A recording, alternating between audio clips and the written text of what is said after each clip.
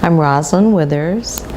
I am the only daughter of Ernest and Dorothy Withers. My father was quite an incredible person, to say the least, because since his death, we've had to really examine the legacy that he's left, and it's enormous. We know that he has over 1 million images, but honestly, it's probably close to 4 or 5 million. His files is probably the largest amassed of photography work by one individual worldwide. That's pretty significant. And it's so important that we share this, because when we look at our youth today, there is such a void, there's such a missing link as to where we've come from in such a short lifespan. The pivotal points or years that are significant historically that transitioned the relationship, the race relationship. My father has been credited for having that photograph that launched the civil rights movement. And that is the image of the brutally beaten face of Emmett Till.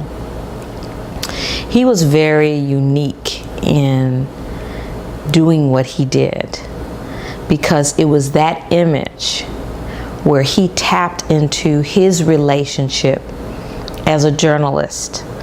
And as a journalist, he really built his relationships by sending rolls of films to various journalists with Time, Life magazine, Chicago Tribune, of course, the Tri-State Defender being here locally, the Pittsburgh Post, and all of the journalists that were, the newspapers and media that was across the globe.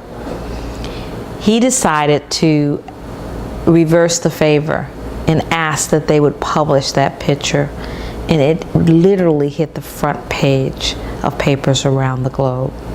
When my father's image hit the wire service, Martin wanted to know, how did that happen and who did that? And when he discovered that this was done by my father, he reached out to him, contacted him, and said, "Did you do that? And can you do this for our movement?" There were just so many different struggles that took place that we have record of, that Daddy came as a result of Martin picking up that phone and saying, "We need you to record this as well and get this out to the wire service," because he knew that that communications of his stand for nonviolence, if it went through the media, then their opportunity, number one, to make that change was because the elevation of this atrocity was being known, and it was published in such a way that it brought shame to those who were enforcing that kind of conduct.